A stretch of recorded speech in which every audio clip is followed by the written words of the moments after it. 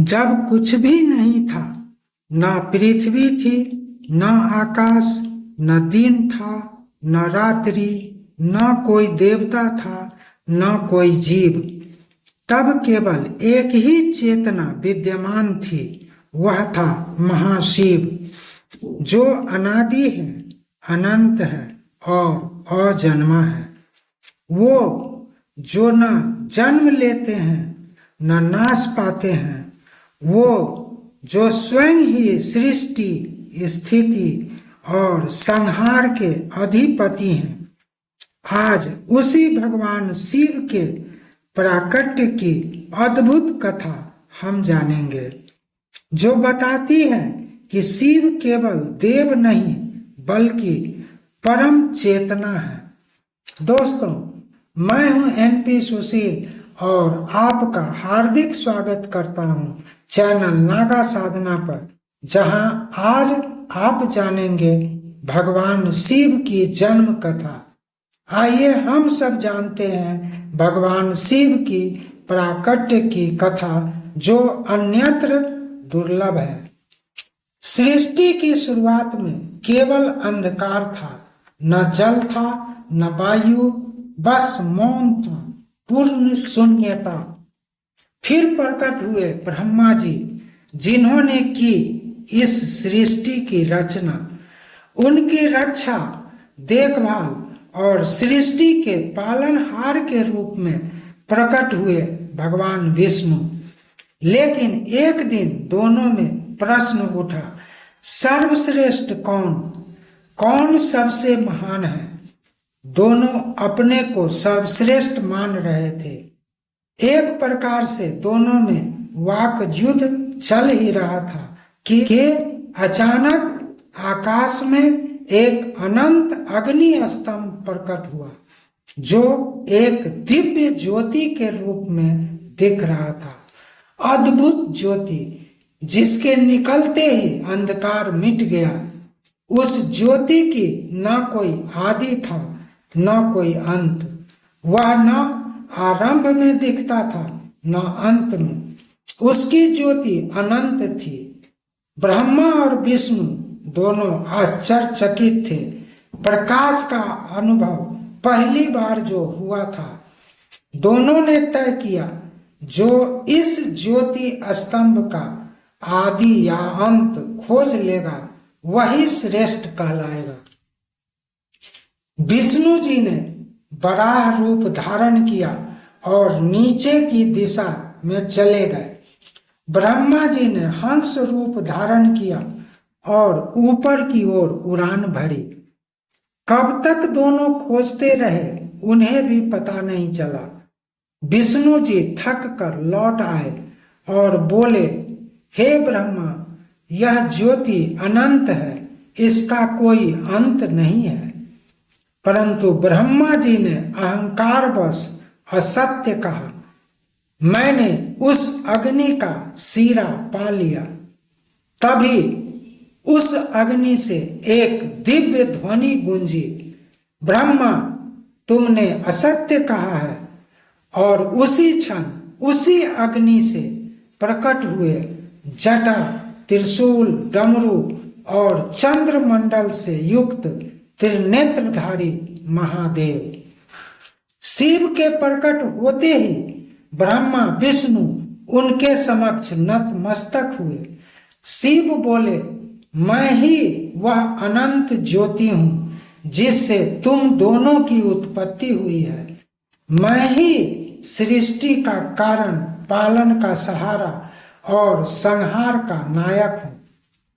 वह दिव्य अग्नि स्तंभ ज्योतिर्लिंग थी, इसीलिए तो कहा गया है लिंगोदय कथा, अर्थात शिव लिंग का प्राकट्य।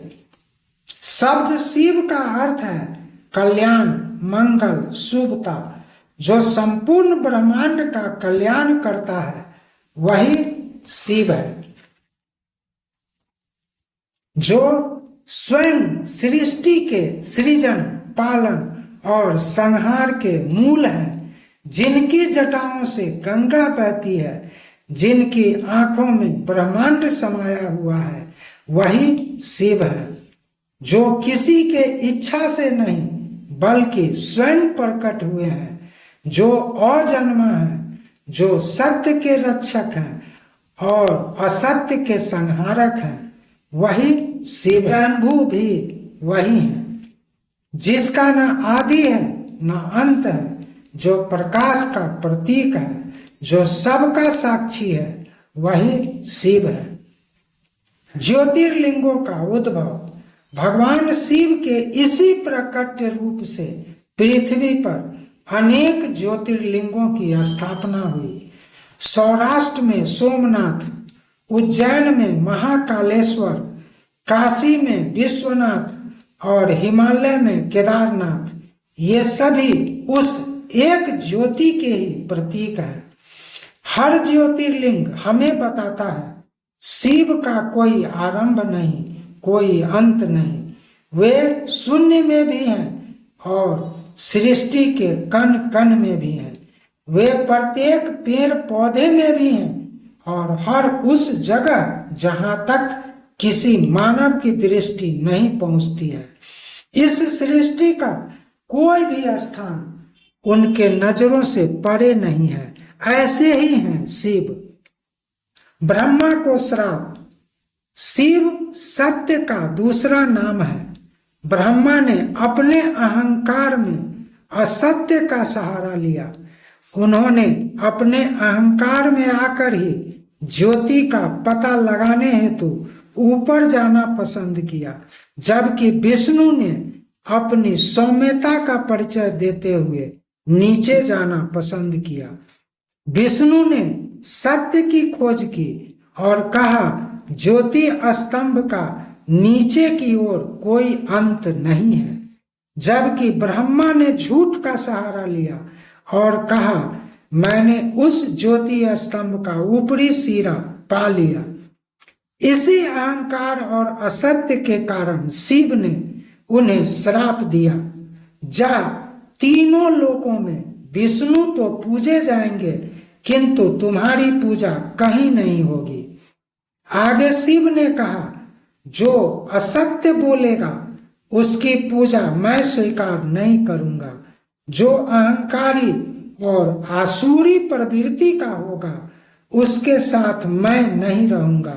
ऐसे ही हैं हमारे भोले शंकर। यह कथा केवल एक पौराणिक प्रसंग नहीं बल्कि एक गहरा दार्शनिक सत्य है। ब्रह्मा असत्य और अहंकार के प्रतीक है, इसलिए शिव के कोप के शिकार बने। इससे हमें भी शिक्षा मिलती है। जब शिव ब्रह्मा को श्राप दे सकते हैं तो हम साधारण मानव भला क्या चीज है। विष्णु भक्ति के प्रतीक हैं और शिव सत्य और ज्ञान के प्रतीक। जब अहंकार झूठ बोलता है शिव उसे दंड देते हैं और जब भक्ति विनम्र रहता है तो शिव उसे अपनी कृपा से सराबोर रखते हैं। इस कथा से हमें यही संदेश दिया गया है, जहां सत्य है, जहां विनम्रता है, वहां शिव है। तो दोस्तों, भगवान शिव का प्रकट यह नहीं बताता कि वे किसी से उत्पन्न हुए हैं, बल्कि यह सिखाता है कि सत्य, प्रेम और तप ही शिव की ज्योति को प्रकट करते हैं। जो भी सात्विक श्रद्धा से ओम नमः शिवाय का जाप करता है उसके भीतर ही शिव की ज्योति प्रकट हो जाती है। उसके अंदर ही शिवत्व जागता है, वह सत्य के निकट पहुंच जाता है। शिव केवल कैलाश में ही नहीं, वो तो हर उस हृदय में वास करते हैं जहां सत्य है, विनम्रता है, प्रेम है और जिनकी काया निर्मल है।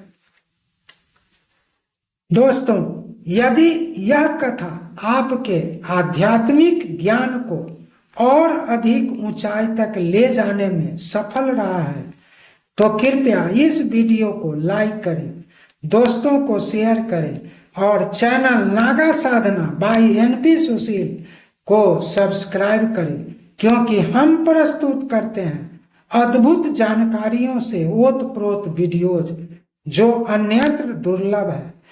अब मुझे आज्ञा दीजिए, शीघ्र मिलता हूँ अगले वीडियो के साथ। एक बार बाबा भोले शंकर को मन में स्मरण करते हुए बोलिए हर हर महादेव।